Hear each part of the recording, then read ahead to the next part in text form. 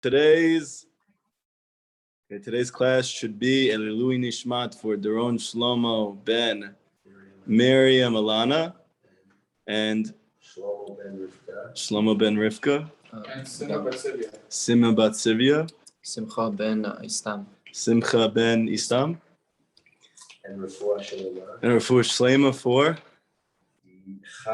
Chai Yonan Yehuda Ben Vered Rosa and Benjamin Yaakov Ben Iris Yassel Sheva Bat Fruma Shena Miriam Basela. Yoshua ben Malka. Okay. And all the Jewish people. Hinda bat Pero. What'd you say, Jerry? Hinda bat Pero. Hinda bat Pero. Yonatan Simcha bat Leah Rivka. Yonatan Simcha Bat Leah. Bat- Then Leah Rivka. Ben Leah Rivka. Okay. Okay, everybody. This is a very special night. It's Rosh Chodesh Elul. You guys know this is like the heavy duty. This is the hardcore spirituality right now we're getting into. And if you're Sephardic, you're getting up very early now. Baruch Hashem.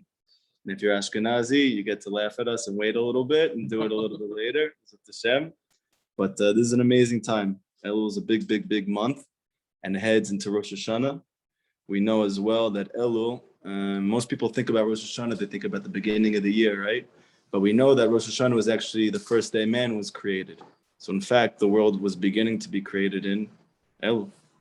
So Elul is really the beginning of a new world. It's the beginning of a new universe, the beginning of a new life. And we're going to be speaking about that tonight, Bezrat Hashem. I was thinking about the Parsha this week and how curious the words are, Re'eh, that you should see the bracha v'klala. You should see the blessing and the curse. Choose the blessing, right? Choose life. But why does the Parsha called Re'eh? Why don't we talk about the bracha or klala? Why does it have to do with seeing? What does seeing have to do with bracha and klala? So interestingly, you'll notice, I heard this once from Karlebach. He says that if you look at the beginning of the Torah, usually people attribute the first error to Chava eating, right? She ate from the tree. However, he explains that the Torah actually says there was an error first. She saw that it was good for eating. So in fact, the first error was not in the eating, it was in the seeing. In fact, Rabbi Nachman brings this, it's in Tikkuni Zohar, right? You're a big Tikkuni Zohar fan. We got to speak about an Elul time. So explains there that Bereshit is really Rosh Bat, right? The colors of the eye. That the whole entire universe was created, so to speak, with the function of the eye, the ability to see, or we're going to call it perception. Perception creates reality. And this is really the ikar of that lesson, that blessing and curse does not come from events that are taking place in the world, but it's really coming from our perception of those events. How we perceive reality creates the reality itself. How you see things is what gives you bracha. Right? And this is why it says about all the tzaddikim that they had ayin tova, they had good eyes. Or it said about the tzaddikim that they had beautiful eyes. What was so beautiful about their eyes? They saw good. Because they saw good, their life was good.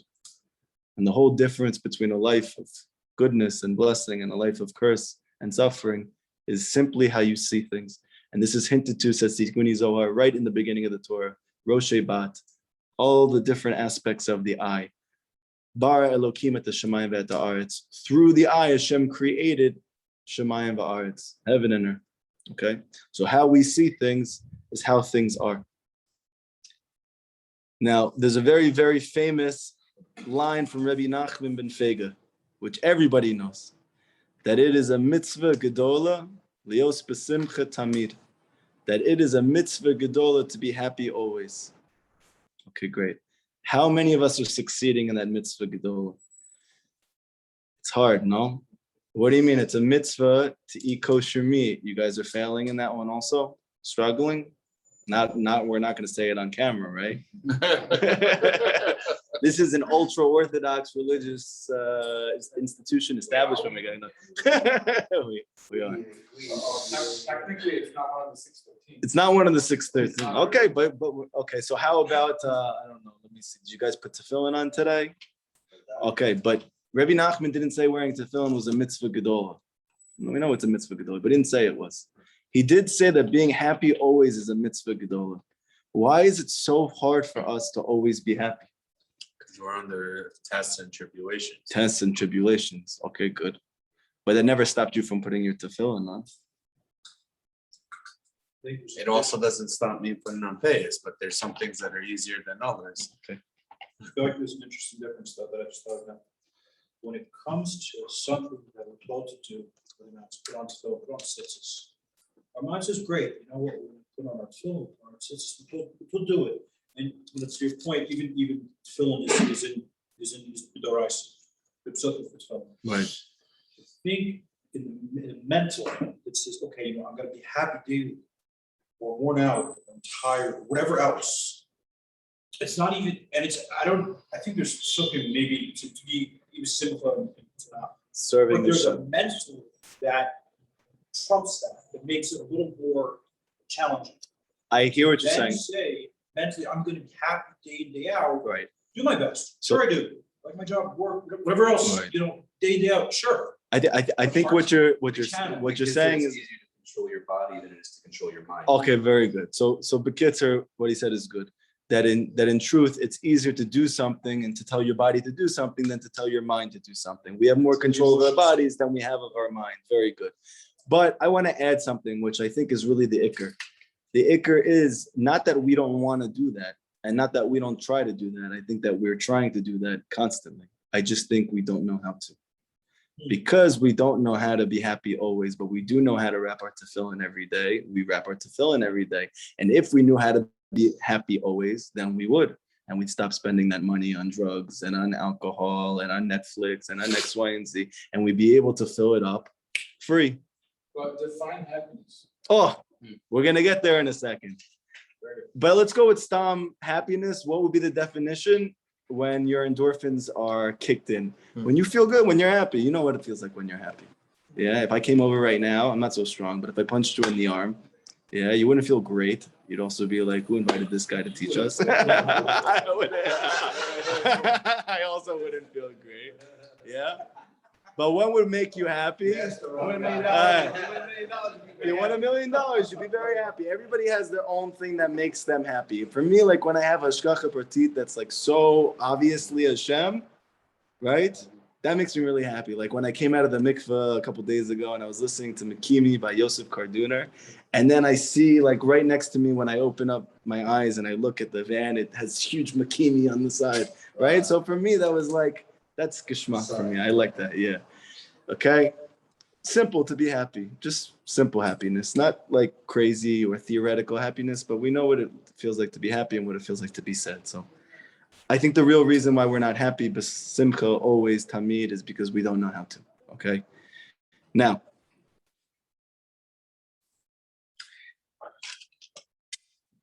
what is the key to being happy? This is what the whole class is going to be about.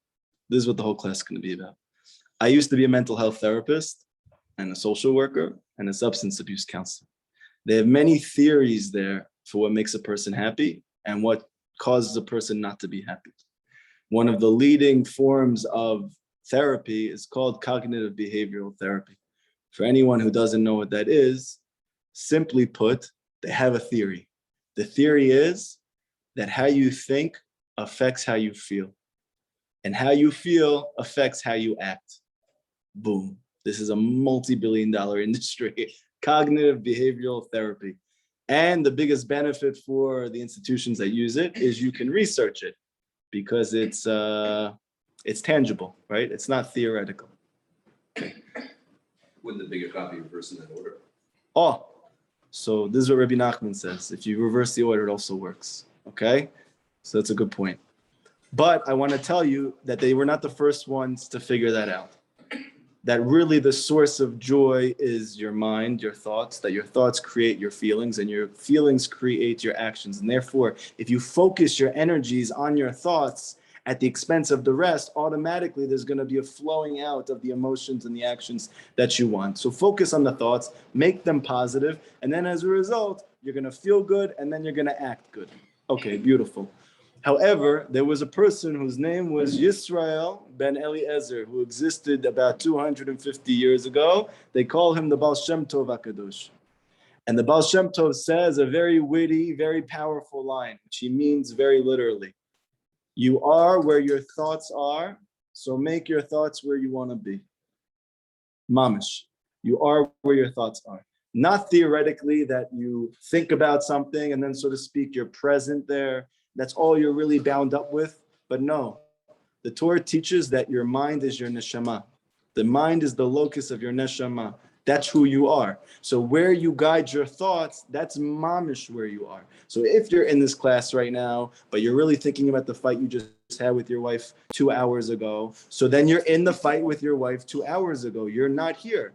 Not even like, oh, you're not really here because you're in your mind somewhere else. No, you're mamish in the fight. You're there. That's where you are. Wherever your mind is, that's where you are. This is what the Baal Shem Tov says. It's beautiful, no? So if that's the case, you would think that the whole Torah would be revolving around this inyan. How do you harness the power of your thought, right? If in truth, right, if your thoughts are good, then you're going to feel good and you're going to want to be close to Hashem. You're going to want to do the mitzvot. So really all of Chazal should be discussing mastering your thoughts. And yet you see throughout the Gemara and you see throughout Tanakh, there is not this concept of thoughts, but there is a concept of the Yetzer Tov versus the Yetzer Hara. You see this everywhere, that this is the fight. The battle is between your Yetzer Tov and your Yetzer Hara. But you would really think it should be about having positive thinking. No? If your thoughts were good, the rest would come along with it. Okay. However, Rabbi Nachman's going to come along and he's going to explain something in his wondrous, beautiful way. Just to make some, how does that work with the Yetzer Tov and Yetzer Hara?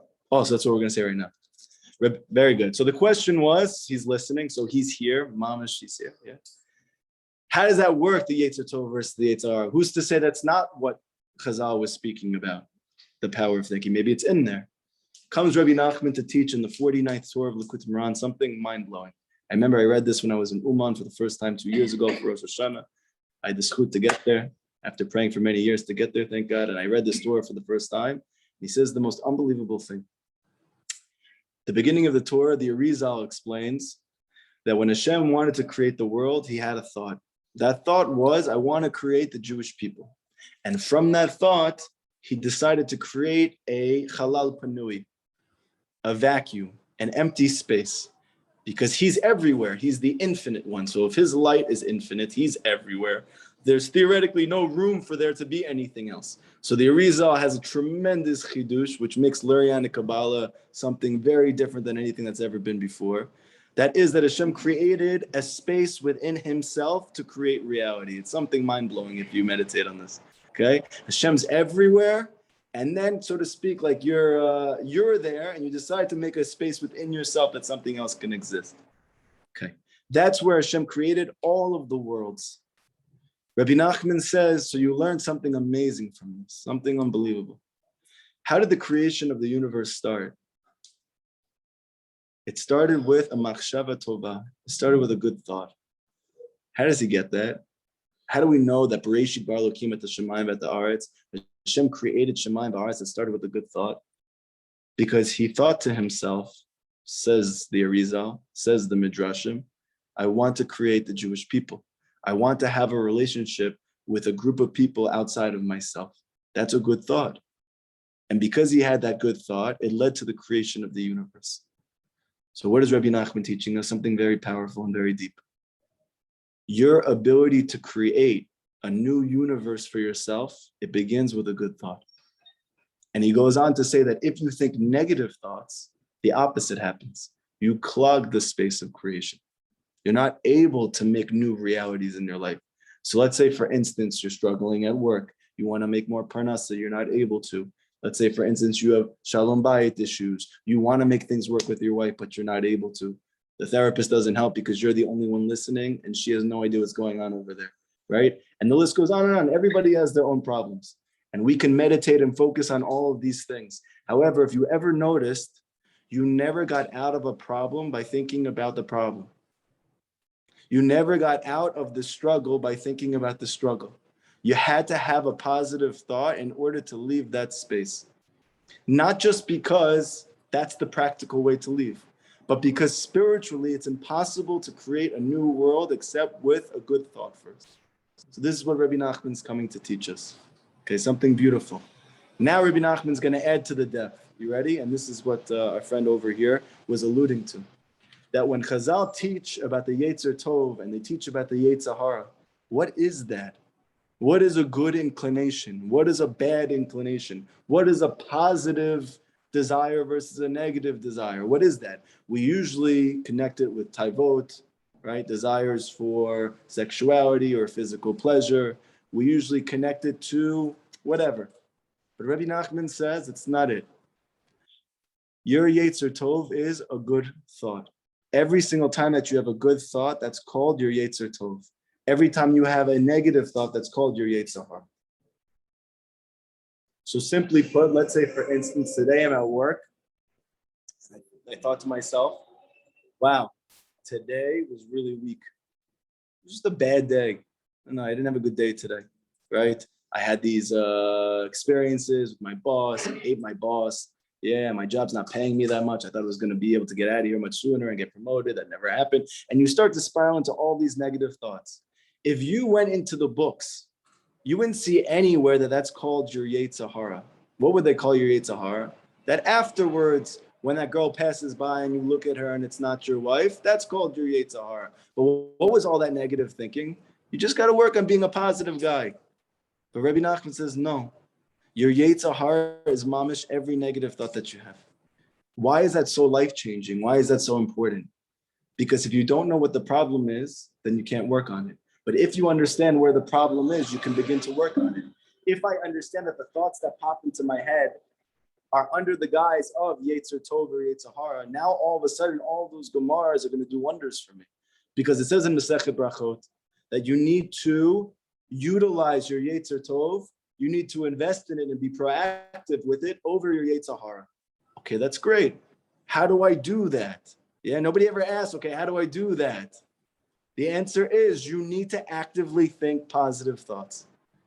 And when you actively think positive thoughts, you're giving your Yetzer Tov a chance over your Yetzer Hara. But if you don't actively invest in positive thinking, automatically your Yetzer Hara is going to be stronger, meaning your negative thoughts are going to be inundating you. Okay? If you're separating negative thoughts and positive thoughts into Yetzer Tov and Yetzer Hara, all you're saying is basically that when your Yetzer Hara talks to you, you let your Yetzer Tov talk to you. What do you mean? You said in order to get rid of the Yetzer Hara. negativity. Well, I'm just plugging in Rabbi Nachman's definition into the Gemara. The Gemara says that you need to be proactive with your Yetzer Tov over your Yetzer Hara, and therefore that would be positive thinking over negative thinking. Right. So this is my question. Sure. This is where I'm struggling. It says, "Kol hagadol mechavero, mitzvah gadol mimeno." Oh, I was thinking about that as well. So So what? You're saying if you're on a higher level, then what? You're listening to your Yetzer Hara more. No, but you're having those thoughts more. That is a big chap. When we think about this Gemara, that famous Chazal you just brought up, I thought about it today as well. It says the greater a person's neshama, greater a person's soul, the greater his Yetzer Hara is. So usually we think that means that he's driven to do things that are not kosher. But if we're saying here now that really he's more compelled to think negatively, then in reality, this is the most empowering thing for our generation. Because no generation in history has been more inundated with negative thoughts than us. We physically have everything that we need. You have all the food that you need. You have all the drinks that you need. You have a home. Bezrat Hashem, you have a family. You're going to have a family. You have what you need. So why are we the saddest generation? Why are we the most worried generation? Why? It's an interesting question. We're more. Yeah, you like it? We have so much excess. I understand that, but when people And then No we're proof used that to we're the 10 inside million, which is sad, because we don't have 100 million. There it's is just a lot what of you research to prove that every year that's passing by, there is a higher rates of depression, there are higher rates of anxiety. Doctors are telling more people that they're depressed. It's not just it's not just that. If you look at Regardless though, who cares what the reason is for it? If we see there's an epidemic of opioids in America, people dropping dead left and right on this stuff. Everybody's popping pills left Why? and right, they're doing something, or they're trying to get their kicks from social media, get their Very good. psychological I have a validation. question. If you were right now in the middle of Lithuania, in some shtetl, how easy would it be for you to get an 8-ball of cocaine? It depends How on easy would it be Wait, for you let to me get answer. heroin? It depends on how many Cossacks I gotta dodge on the way to the drug dealer's house, on the way to the crack house. Right? Cossacks sit around. Right now, there's Look how sad you are when the right now, Cossacks are murdering everybody. Okay, I want to say something. Getting them fired I up. want to say something. It's good. This is good. So let's say I agree with you though, right? Okay. But if still people are miserable in fact, regardless of what the thing is, we can pull humanity out of the tailspin. Maybe still, regardless of all these causes, we still end up with saddest generation. I want to say know that. I want to say We don't have something. the data to know what happened 100 years ago. Rabbi Nachman said 200 years ago that there is a flood coming. Okay? Of atheism. Very good. There's a flood coming, but it's not going to be a flood of a lack of food or a lack of drink. This is not going to be a physical flood. This is going to be a flood of atheism. Rabbi Nachman says explicitly that atheism causes sadness. So if there's a flood of atheism that's going to come into the world and it's going to reach its peak, according to Rabbi Nachman, right before Mashiach comes, it must be we're going to be the saddest generation. It's not a matter of psychology. It's not a matter of psychiatry. It's not a matter of research. Rabbi Nachman predicted hundreds of years ago that there would be a time when atheism would flood into the world. And where does joy come from? It comes from belief that things are good or are going to be good. And if I don't believe that, then I start to become sad. Rabbi Nachman said at the end, everyone's going to need me. What was he alluding to? This epidemic of sadness. Because when you're sad and there's nowhere else to turn, the only one who can help you in that place is Rabbi Nachman. The one who tells you it's a mitzvah gedolah to be b'simcha tamid, to be happy always. Okay? So there is such a thing. There is such a thing. Now, this is not to say that we don't have our own milah. That doesn't mean that we don't have something amazing to contribute. In fact, Rabbi Nachman says, to the degree that you struggle with anything in your life, to that degree, you have the potential to do the opposite. So if you naturally struggle, let's say, with sadness, so then it must be inside of you, you have the potential to have the greatest joy. If you struggle with anger, so it must be that within you, you have the potential to have the greatest level of peace. This is one of the things that helped me get out of my own depressive episodes. Because prior to this, according to psychiatry, I have a genetic disorder that is passed down from my parents. I'm biologically prone to depression. This is something I'm going to deal with my whole life, just like I have dealt with my whole life. All of a sudden, Rabbi Nachman says, that's not true. And you need to fight. And if you fight, you'll be able to overcome it. And what's the proof for it? Because Rabbi Nachman says, whatever you struggle with, you have the potential to do the opposite. So if you struggle with depression, it means you have a greater capacity for joy and potential than a person who never gets depressed. Now, all of a sudden, instead of me thinking, woe is me, I'm empowered. And I think to myself, you know what? I've never experienced that before, but at least I could believe in myself now that there's the ability to do so. All right. And that's a very, very powerful thing. Does that only apply to men or else? No, to women, to men, to everybody. Women have chemicals that cause them to be depressed. Stop. Chemicals like this too. By the way, you know that okay, so there's specific times for sure, but we're just talking about in general. We're going to stick with Klalim right now. General. But you ask a very, very good thing. So now the question should be on everybody, but who says what a positive thought is? You guys never tried thinking positive thoughts before? You guys don't try to think positive thoughts? I think everybody tries. It's subjective to who it is. What if my positive thoughts are still leaving me depressed? No, you're 100% right. I'll give you 2 examples. In the last year, I had to go twice to Lakewood. Okay.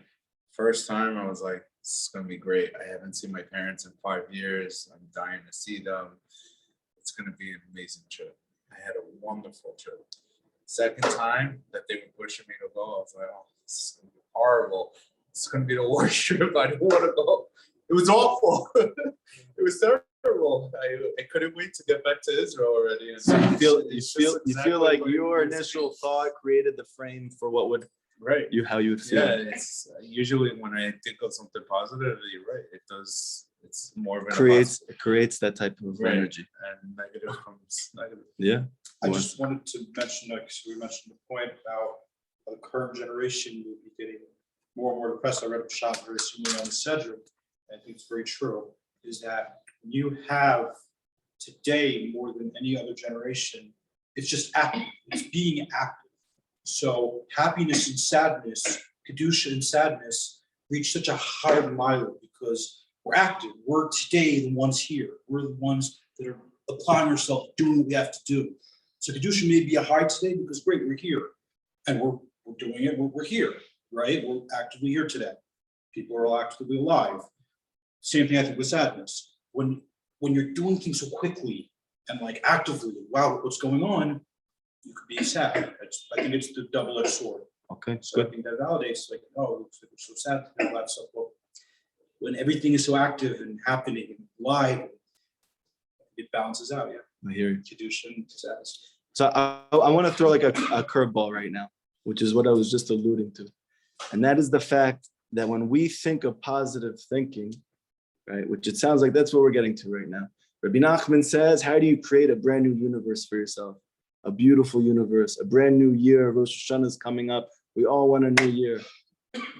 I know I really, really, really want the best year of my life. I know everybody here wants the best year of your life. I know you guys want to leave behind all your problems. Mamish have nisim and miracles, Mashiach, Geula, redemption, personal, collective, everything. We're yearning for it. We want it. How are we going to get that? Rabbi Nachman says that all starts with a positive thought. Okay? All starts with positive thinking. Now, yeah. So I just wanted to say that earlier we used examples like putting on tefillin or any of the External physical. external physical traditional things that you would think about a mitzvah, right? I think part of the reason why it's substantial, let's say easier usually to do those is because with those, you know exactly what you're gonna do and how you've got to do it to accomplish that result. You got it. You know exactly what it's gonna take, exactly what the payoff is gonna be, and it's a certainty. Beautiful. In the case that we're Happiness. describing now of the internal struggle, Right. and Ezra brought up, for example, let's say extreme case, a woman suffering from postpartum Right. depression. I don't know how many times you can tell her to think positively before she attacks you with a knife in a frenzy of mad despair and rage or whatever it is. Right. What is it like? Sometimes just internal thoughts and affirmations, they don't really work. That is exactly what I came here to speak about. Thank you so much. Very So good. it's a program that you can see the concrete results and know Yes. this is the way it's done. You got it. You got it. I'm going to pay you also after the class. You guys are doing great. So you're gonna pay me? Just make the class pay off. Make the class pay off. Nice. You guys have the witty one-liners. Okay, good. Thank God. So this is great. This is exactly what I wanted to speak about. You see that there's a concept of positive thinking that runs flat, that you can only see a therapist so many times and have them say, think more positively. So I want to go and see what the definitions are. If you go to a secular person, you say, what's a positive thought? So they're probably going to tell you a positive thought would be a thought that creates or lends itself to more joy, self-esteem, right? If you're going to have a thought which is going to allow you to be more joyful or to give you greater self-esteem, that would be a positive thought, okay? If you go to a cognitive behavioral therapist and they tell you the whole reason you suffer from depression is because you have negative thinking, you need to have positive thoughts. Their definition is different. What is the positive thought according to a CBT therapist? A realistic thought. I'm going to give you an example. Let's say, for instance, you come to the therapist, you say, I'm such a loser. Everything I do, it fails, right? Which is pretty common complaint for people who come to see the therapist. Everything that I do, it blows up. It doesn't work. I'm a loser. Okay. The CBT therapist is going to tell you, but is that really true? What do you mean? Do you really always mess it up? Can you tell me a time that you didn't mess it up? That's what they're going to tell you. So then you're going to think of one. Can you tell me another time? Yes. Okay, so you see there's 2 times there you didn't mess it up. So you don't always mess it up. You might mess it up a lot, but you don't always mess it up. Now I want you this week to practice every single time that you want to say, I always mess it up, to I usually mess it up. And tell me how you feel when you get back and fill out a chart. This is how CBT therapy works, okay? They're going to come back and tell you, I actually felt a little bit of a load off because I realized I don't always fail. I just fail sometimes. And now all of a sudden, that realistic thinking leads to more positive feelings because usually we lean towards extreme thinking. CBT wants to squash that. So a positive thought by a CBT therapist is a realistic thought. However, you still see very often CBT does not cure depression. Many people go to see CBT therapists. They go through this whole thing. They know it by heart. They can teach it to you, and yet they're still depressed. So now I want to bring the Chodesh of Rabbi Nachman, and this is the ikar of tonight. That Rabbi Nachman holds that a positive thought is not like the secular world holds, that a positive thought is a joyful thought. He doesn't hold that it's like a CBT therapist. It's a realistic thought. According to Rabbi Nachman, what is this positive thought that he's speaking about? That this is your Yetzer Tov. Whenever you have this type of thought, it's called a positive thought, and you can recreate your world. But when you have a negative thought, you're clogging up the space of creation, and everything is going to stay the same. Rabbi Nachman says a positive thought comes, we got to find it in the Torah. Where's the definition of good in the Torah? So in Tehillim, if you look in Perek Ayin Gimel, I believe it's the 28th pasuk. David HaMelech, King David, Mashiach says, closeness to Hashem, litov. This is good. This is good for me. Closeness to Hashem, this is good for me. Rabbi Nachman says, this is the definition of good according to the Torah. It's nothing about joy. It's nothing about positivity. It's nothing about self-esteem. Am I closer to Hashem because of this? If I'm closer, it's called tov. Why does that matter? Because usually, how do we evaluate the events in our life? Whether they worked out according to how we want them to, right? That's how we think of. And then what ends up happening, it usually doesn't go according to how you want them to because you're not God. So you often are confused, frustrated, right? Feeling sad, angry, anxious, right? But what if I change my whole entire mindset? And I stopped thinking that good was this fabrication that the society came up with. And I realized that good is actually, am I closer to Hashem now? Then you'll realize that in every single situation in your life, you have an opportunity to get closer to Hashem through that thing, and therefore it's good. I want to give you an example. Rabbi Nachman says later in Likutei Moharan something very controversial. If you have a wife who's very difficult and give you hard times, Rabbi Nachman says you're very lucky, because she's going to give you Gan Eden. And if you have a wife who's easy on you and she encourages your spirituality, she likes that you go to Uman for Rosh Hashanah, she says you should be very concerned. And you need to be very, very careful and make sure that you push yourself every single day to get every ounce of potential out. But on paper, when you go to get married, you want the second one, no? You don't want the first one. If I told you right now, the one you get married to, she's not going to like anything about you. Nothing. You excited? You want that? I'm already married. It's like the rich poor. It's better to be poor because if you're rich, then it's already best. Right.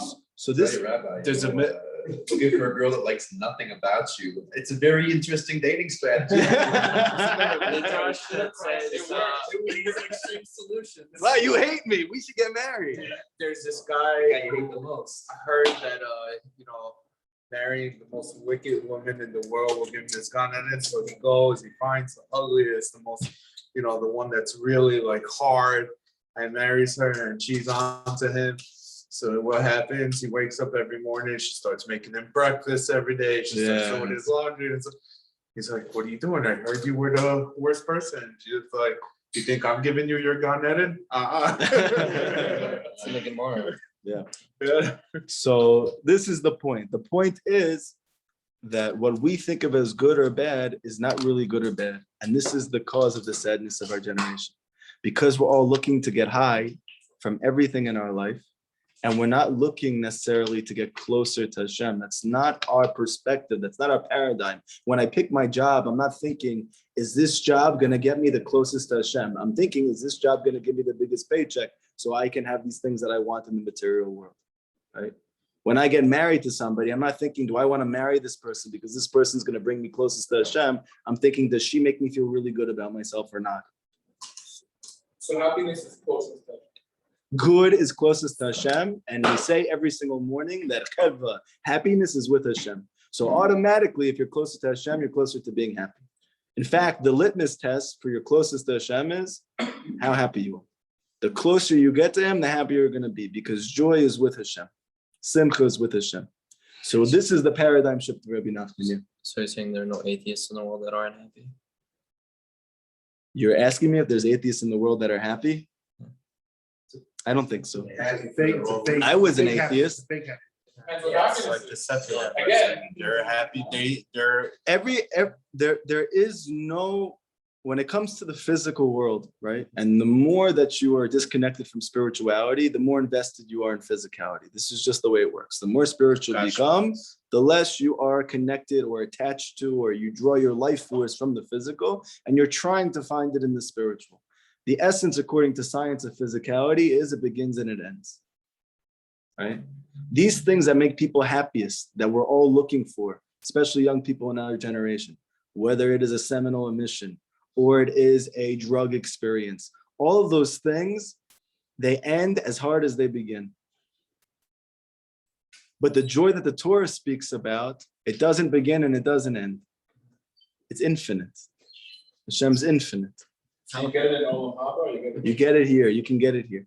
No, but you could learn. You could go and learn something that makes you close to Hashem's food, and you're on that high one day, and the next day it goes away. You have to refill that high. The same way you have to refill that high. With any other. It's true. substance. It's true. But usually the reason why you lose the feeling of feeling happy is because you lose track of Hashem. When you're feeling close to Hashem from whatever's going on, you're happy. When you lose that, which happens almost every day, then we need to reconnect and get close to Hashem again, right? But our whole entire, what's the reason I'm bringing this up? Because our whole entire relationship to our life is going to change. And I'll give you an example. And by the way, I just want to add one thing. Rabbi Nachman says in the 24th Torah of Likutei Moharan that any thought which is not, I want to get closer to Hashem, it's a different type of thought, anything. He calls it the foreskin of the heart. Everybody knows what's the most important mitzvah for a Jew? The Brit. If you don't have a Brit Milah, according to Jewish law, even if your mother is Jewish, you're not Jewish. It's a very difficult thing to wrap your head around. The Brit Milah is the most essential mitzvah for men. But we know according to the Torah, it speaks about the Milah of the heart. So what's the reason that maybe we're not happy? Rabbi Nachman says, because even though you may have taken off the foreskin between your legs, you have not taken the foreskin off your heart. You still have it, okay? Where is the heart? The heart is the locus of your thoughts, says the Torah. So what is this foreskin of the heart? It's negative thoughts. Now, if we usually think about negative thoughts, meaning this is just a bad thing, so okay. But if really a positive thought is, how do I get closer to Hashem? That means that when I'm going home right now, if all I'm thinking about the whole time I'm going home is, I cannot wait to have that leftover pizza from last night. Oh, I can't wait. And you're thinking about it the whole time. Rabbi Nachman says the entire centrality of your thought is foreskin, is Milah. And the only way to achieve joy in your life is to remove that foreskin. To remove the foreskin. Because Rabbi Nachman says a huge Chodesh. Sadness does not come from a genetic disorder. Sadness does not come from the events in your life. Rabbi Nachman says sadness comes from excess. What type of excess? Excessive thought. Excessive thought. And what would be an excessive thought? Anything besides how to get close to Hashem. Now I want to take an example. Let's say, for instance, What does it mean to get close to Hashem? That's a good question. It's a whole year. That's a good question. Maybe you guys will have me back and we'll do that one. What does it mean to get close to Hashem? For now, we'll assume that there's some type of knowledge of what that would mean. But this would be, and where does Rabbi Nachman get this from? And he says in the days of Mashiach, there's a pasuk, it says that all our thoughts are going to be of you. So the whole difference between exile and geula is right now our thoughts are many, but then our thought will be one. So I'm going to give you an example. Let's say very good. Let's say for instance, oh, very good. So you see at Har Sinai, we received the Torah. Rabbi Nachman brings there the midrash that says that we achieved the highest level of simcha at Har Sinai. And he's bringing the payers that said we are one man with one heart. And if we understand that one heart could mean one thought, we wanted to be close to Hashem. So therefore we had simcha. We got the Torah. So too here. This is what Rabbi Nachman is saying. So if we have an example, let's say for example, okay. Let's say for instance, again, I'm not giving these examples because this is my life. Very thankful to my wife. She's an amazing, amazing woman. She let me come here today. Thank God, Baruch Hashem. We've never fought once. I don't even know what it is. But I'm going to try to relate to you guys for tonight, okay? Let's say, for instance, I got into a fight with my wife before I came here. Okay. Now, what would be the secular way of approaching it? I'm going to convince her that I'm right. I'm going to convince her that I'm right. She's upset because she doesn't know that I'm right. Once she knows that I'm right, I'm going to be happy and she's going to be happy. And I'm going to keep pushing it and pushing it and pushing it, no matter how many days it takes till we get to that point, no matter how much mayhem there is in my home. When she gets that I know what I'm talking about, then we're going to be good. And what is she trying to do? The same thing. Same thing. Okay. Now let's say, for instance, though, you know that you are actually, what's the reason? What should I be doing now that I got into a fight with my wife? So Rabbi Nachman says you should have one thought. How can I get closer to Hashem? But what about the fight with my wife? So you need to use the event in your life to propel you to get closer to Hashem. And then you get a context for why whatever is taking place is taking place. That the fight is not happenstance. It's not because she has a different opinion than you. It's because Hashem wants you to get closer to him. And he needs to give you some type of catalyst to bring you there. So this is an amazing thing. That could mean that instead of me fighting with my wife for days until we figure it out, until I say sorry, just because I don't want her to be upset at me, she says sorry because she doesn't want to fight anymore. She's just tired of it. Instead, after the fight, if I go do hipodudut now, and I say to Hashem, Hashem, my wife doesn't want to hang out with me, and it makes me feel lonely. That's the real reason why I'm upset with her. It's not what I'm saying. I really feel like she doesn't care about me. It's bothering me. Why would you want that to happen to me? So she's called your Ezer Kenegdo. That's what the Torah says. What does that mean, Ezer Kenegdo? She's the helper against you. Which one is it? Is she helping you or is she against you? Right? So Rashi says, if you do well, she helps you. If you're not, she's against you. But the real answer is she helps you by being against you. She helps you by being against you. It's like she helps you fix yourself by being against those things that are still broken, right? And she allows you to have that space and to have that catalyst to follow through. Okay. So trying to shoot the messenger. Right.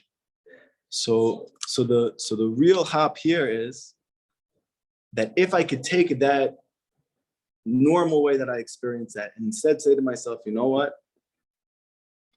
There are things that I'm still struggling with spiritually. I still watch porn. I still go on Netflix all the time. I still smoke weed every day to deal with the things in my life, right? Now, maybe I have nothing that's forcing me to change that, but I can't take this fighting with my wife anymore. Maybe Hashem is using this to get me to think about those things about myself. These things which are actually barriers to me being close to him, but I have nothing that's pushing me towards working on that. Now that I have this thing, I have a reason to look inside myself.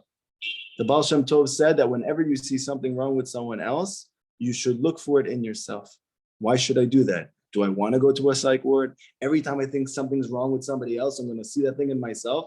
That's like the recipe for disaster. Everything is bad with me. But the amazing thing that we're learning here is what Rabbi Nachman teaches in the beginning of Tinyana L'Kutim Moran. He says there that your whole relationship with Hashem should be like Abraham's. It said that Abraham was echad, he was one. What does it mean he was one? So the simple understanding is that he was one person with one mindset, and the rest of the world was different than him. He was different. He was ivri. He was other than.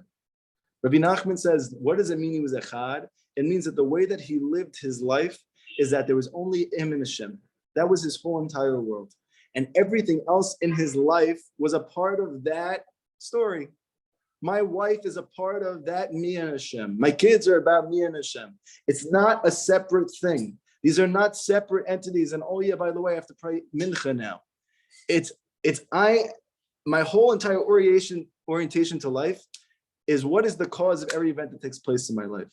The cause of all causes, says the Zohar, is Hashem. That even if he's not the cause, but he's the cause of the cause. So in the end of the day, I need Hashem to be on my side if I want things to go the way that I want them to. And even if I work this thing out with my wife, we have a fight waiting for us in a week from now.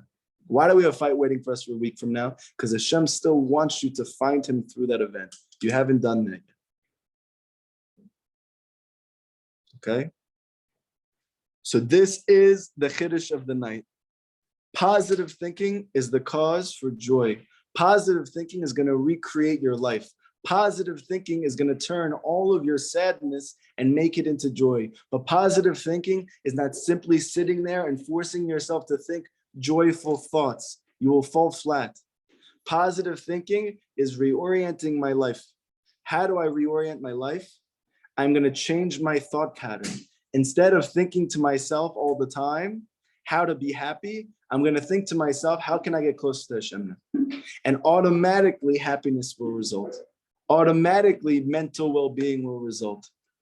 So many people in this generation are suffering. I'm getting phone calls, texts, emails almost every day. People who are depressed, people who are addicted to drugs, people who are struggling with substance abuse, people who have hidden mental health issues and aren't telling anybody about it and don't know what to do about it. You can't imagine. You really, really can't imagine. Until you see the things that I've seen, then you'll realize Rabbi Nachman was so right, and it's scary how atheism has swept over the world. I want to give you an example from myself, and then Bezrat Hashem will take questions, okay? I told you guys in the beginning of the class, I struggled with depression in my life. So Yaakov knows this, but if you guys, this is the first time you're hearing me, so my depressive episodes were not one, and they were not few, but they were very many. More so than the amount that I can count on my hands and my feet, okay? To the extent that even after I became Baal Tshuva, the depression had gotten so bad that I ended up in a psych ward. Before I got to the psych ward, I was taking ECT. If anybody knows what this is or doesn't know what this is, yeah? Electric convulsive therapy, okay? Where they shock your brain. You see it in the movies. In the movies, in the horror movies, like Saw. But that was my life. And it was really, I'm laughing about it now, it was a Gehenna. There's no worse Gehenna than the Gehenna that I experienced that I felt that was my last option. Mamish, it's the people that were there, you can't imagine looking at them. Like I remember they saw me and they said, "Do you work here?" I said, "No, I'm about to get treatment." They're like, "But you look like decent." I'm like, I'm very good at faking it. I'm far from decent. I feel horrible. But it was a very, very bad place that I was in. And ultimately, that didn't even work, which is supposed to have the highest success rate, but they don't do it because it takes away your memory. Is it memory? Yeah. Years of memory. By the way, on a side note, just for you guys, because it's interesting, I lost a couple of years of memory initially. It was very, very sad. And I remember I had students who came up to me and they said, "David, thank you so much. You changed my life." And I didn't even know who they were. And it was very, very sad. But despite the fact that I lost years of memory, and Baruch Hashem, a lot of it came back after, I didn't forget any Torah that I learned. In all the years that I was there doing that, and I lost those years, and those were the years that I really were after I became Baal Tshuva. I didn't forget one thing that I learned in Torah. I thought when I picked up a book again after, I wasn't going to know anything when I was starting to alphabet again, as an adult. And I didn't. So that mamish is a nace, and it shows you how spirituality completely breaks the realms of physicality. But what was the big change for me in the psych ward? How did I leave that place and start to invest in a life of Emunah? And then eventually get to the point that Yaakov gets chizik from hearing me talk and is asking me and trying to spread these teachings to the people that he knows, which is an unbelievable thing. It's mamish, very unbelievable. It's very humbling. When I was in the psych ward, I noticed something about everybody there. Everybody there was very, very, very sophisticated in their thinking, meaning they all thought they controlled their life. Everybody there was smart. I thought it was going to be people who, like, you can never even imagine these people. These were the smartest, nicest people that were in this psych ward. They were so smart. They knew so much, and they were so sad. And I realized something there, that part of the reason why I was struggling so much was because I think that I run my life. And I had a realization that the only way I was going to be able to get out of there is if I gave it to Hashem. And if I give it to Hashem, so I'm going to need a lot more time talking to him. Otherwise, I'm going to feel very uncomfortable. Yeah. So it was at that moment that I said to Hashem, if you get me out of here and I don't just survive, but I actually live a good life, I promise you, I'm going to give it back to your children for the rest of my life. And I'm going to talk to you at least an hour every day, like Rabbi Nachman says to me. Hashem, it's happened. Okay. Not easy. Even Israel, it's even been more. You need more of Hashem's help over here. Thank God. But I realized in preparing for this lesson that what was the big shift? My thoughts were all negative thoughts before that. Because all of the thoughts that I had, even if the secular world calls them positive, even if the CBT world calls it positive, all my thoughts were about how I control my life. And therefore, when it wasn't working, that means that I'm the cause of those failures, right? But instead I said, from now on, I'm not worried anymore about that because this is on you, Hashem. If my life is going to work, it's because you want it to work, not because I'm going to make it work. My job now is to get closer to you. That I'm going to take control of, that I'm going to take ownership of, that I'm going to take responsibility for, and you're going to have to fix everything else. And that was the biggest turning point in my life. And not only did I leave that place, I had a completely new life, a new job, a new inner life, a new world. And now my whole life is spent with teaching people how to think positively, meaning to think about how to get closer to Hashem. This is such a tremendous Chodesh that you should really contemplate over. And even if it seems simple, or even if it wasn't so impressive, I'm telling you right now, this is the key to joy. Because if you think to yourself from every experience in your life, instead of how do I make this work how I want it to, instead just think to yourself, how can I get close to Hashem from this? You'll never be sad a day in your life. Because sadness comes when you feel a lack of hope. What's the one thing that a person can do every day of his life, every moment of his life? Ask himself, how can I get close to Hashem right now? If you have that thought and that is your primary thought, you're going to be happy. You're going to be blessed. You're going to have a brand new life. Rabbi Nachman says Hashem is going to be able to create a new space. And in that new space, he's going to create new worlds for you. Because the whole universe started, Bereshit bara Elokim et hashamayim v'et haaretz. Hashem created the universe from a positive thought. He said to himself, I want to be close to the Jewish people. So we need to do the opposite. We need to say, I want to be close to you. And as soon as we do that, we get our own Bereshit bara Elokim. We get our own new world and we're able to leave behind all of the darkness of our lives. Does anybody have any questions from the lesson tonight? Any questions? No. Just a thank you. Just a thank you, Rob. Thank you. Sure, Leon. Thank you so much. Any other questions? Nothing? Come on, you guys are challenging me the whole time. It's great. I felt like I was back in those therapy sessions that I used to do. What are you talking about? You don't know anything. Yeah. Oh, decided to give it to Hashem. Very good. Thank God. I see smiles. That makes me feel good. That means I know it was a good thing. Yeah. Did you forget us? Did I forget you? Why? Because of the memory loss. Not you guys. Okay. No, I couldn't forget you. Rabbi says, give it all to Hashem. Give it all to Hashem. Fully. Fully. It's very interesting. You know, every time I was like, everybody has their struggles, right? Everybody Sure. has their lowest things. The one thought process that always got me out of like that disaster was always that like time heals all. Mm. Now, if if you think about it, that's basically saying, Kadosh Baruch Hu put us in a situation where we were needing time. Right.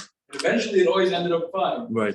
So it's basically like, Same thing. you know, it's crazy. It's funny. People go to Rav Shalom Arush Shiurim, and all he pretty much tells you every single time, it's from Hashem. Yeah. You were abused, it's from Hashem. You were traumatized, it was Hashem. And everybody's sitting there with huge smiles on their faces. Why are they so happy? Why should they make you feel better? I know what happened to me. Okay, God did it, it's worse. Should be worse. And yet every Jew who hears that, it makes them feel so good. Oh, Hashem did it. Why does that make us feel better? You know, they can't help it. Like it's not. Because not it's not their fault. it's a positive thought. Because a positive thought. Because it's the truth. This is what we should work on doing. This month of Elul, that this is the month of Teshuvah. I'm telling you right now, if you want a different year than this year, that's going to come with positive thinking. How am I getting closer to Hashem this year? What do I have to do? Do I have to talk to Hashem more? That's a positive thought. Do I have to watch Netflix less? Positive thought. Don't smile too much. You're giving yourself away over here. Everybody has to figure.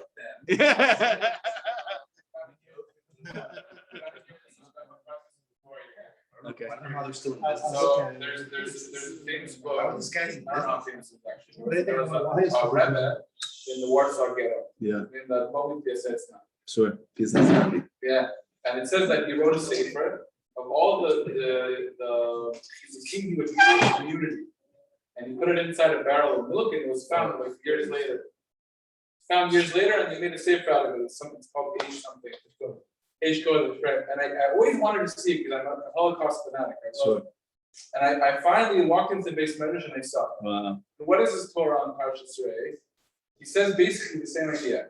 He says that every time a person goes through a struggle or it's a sadness, it's basically a starat pagim, because Baruch Hu is mastir himself. Sure. And he says that when a person gets into that sadness, he should start thinking about the reasons why he's far away from Hakadosh Baruch Hu, Oh, and what brings him closer to Hakadosh Baruch Hu. beautiful. And through that, he brings light into that star. Why? Because that star is that it's covered from you and you don't know. Right. Once you start figuring out why it's happening, the star goes away. Beautiful. And he's telling this to people in the Holocaust. Yes, you got it. It's crazy. This is from Shabbat I was reading. Wow. Amazing. Exactly. Amazing. Yeah, what are you gonna say? How when you go through the cycles? Yeah. You're high one day and you like crash the next day. So that's normal to go up and down. But how do you respond? How do you keep to- the high? How do you respond? How do you respond to the events in your life? The response needs to be, how do I get close to Hashem from this thing? And then you realize that the good and the bad is really all good because they're all catalysts for getting closer to Hashem. But if you think that good is only when things go the way you want them to, you're going to have more bad days than you have good days because you don't run the world. Nancy? I was saying, like, I think Jewish people are very unique. And, we're kind of living a paradox all the time. Like you're saying before, like Rosh was saying, things like Hashem did it, like that. Like you're saying, it shouldn't really think about it. It shouldn't comfort you. Right. At the point of Sefer, and you were saying that when you were in the war and you saw all these people with all the Shabbos, so chachma, so Right. people were like filled with all this wisdom, all these thoughts. But it doesn't really bring you anywhere, it just ends up trapping you because they're living a life of I know everything, if I know everything, so then this is it. Right. And there's nothing more. There's nothing more. There's nothing more to life. And that's depressing. I think that's very depressing. Sure. And if you say, well, this is from Hashem, you're saying that it's not a point of faith. It's a point of something that's like, okay, like I'm admitting at this time that I don't really know exactly what's happening. And I'm gonna drop off my seichel at the door. And I don't have to realize not only that I don't know, but it's actually good that I don't know because from the way everything looks like 4 seconds ago, it looks like everything's going to help. Yeah. It's like it's not going anywhere. And so it's a much better thought to be like free to think that hey, if it came from Hashem, it's above my it's above my head. 100%. It's above my head exactly. It's above purpose. Beautiful. Yeah. And who was the king of that? The person that we did this year, his name, Doron, Yeah. passed away. He was the king of you're in some like difficulty. I remember a couple of times how like he'd be pissed, and then all of a sudden he would fake a smile. You know how he would fake the Yes. smiles? And then he would say these Moed Todah, and he would go like this. He was the king of that. Wow. He was the Okay, Bezrat Hashem should be a leader in Hashem. Earlier, somebody said something about are no atheists happy, right? I think, I don't know, we have sort of a loose definition for, maybe somewhat loose definition for happiness that we'll work with, no offense to whatever thing, but like for now. Right. But I think categorically, right, especially, let me back this up. Nachman says in our generation, flood of atheism. Right. Now, everybody's miserable.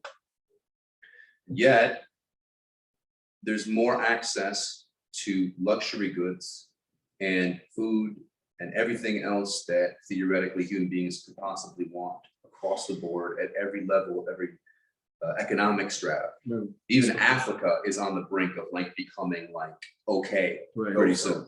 They're working on it. They're working on it. They're even talking about covering a chunk of the Sahara solar panels to power the whole world, literally, and beyond. But the point is that because of the availability of these things, and then also with the lack of any type of deeper meaning connection, I think happiness is categorically unattainable. People are constantly going from one thing to another, and that's causing chemical spikes in their head, dopamine spikes. And as the brain adapts to constant spikes, once those things get old, and they will, especially after someone's been overloaded with it, and then it gets old, and they can't find anything else to trigger this again, to give them those feelings, because everything will get old. You got to run to something else and run to something else. And eventually you run out of places to go. You don't know where to go anymore. That's going to happen categorically to everybody. If you think a girl is going to stay amazing to you, she's not. Think of food's going to stay big? No. Car? No. Nothing will. Always going to get old. Right.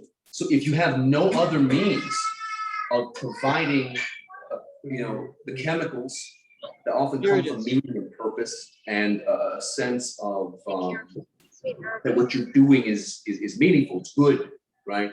Your Get off existence mute. is this, right?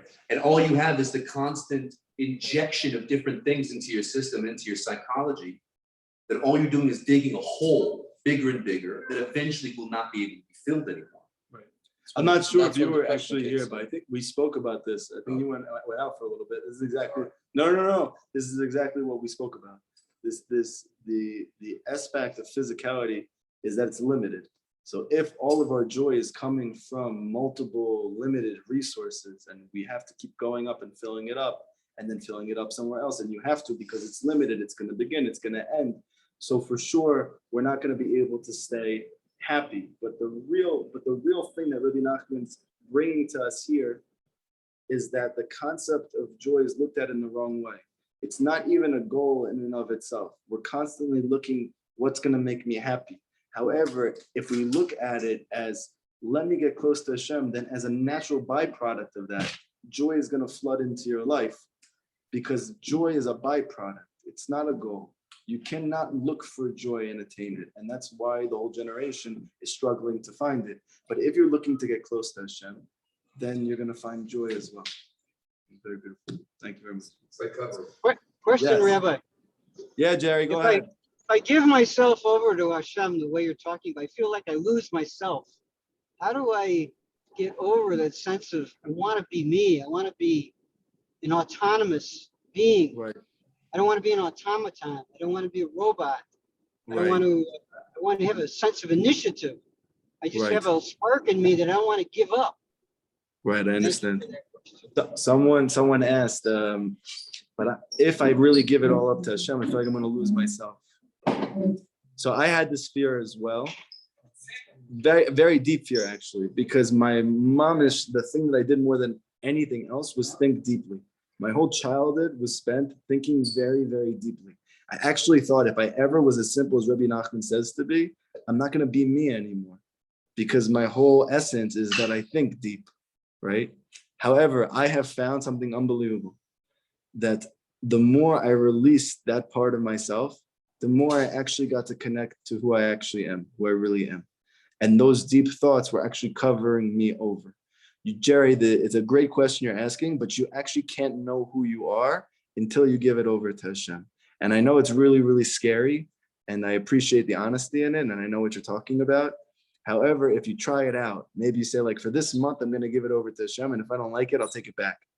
I think you're going to find actually that you're much more you, and you're much more free than if you didn't do that before. Okay, but it's something that I can't intellectually explain to you. You just got to try it out. Identifying basically like the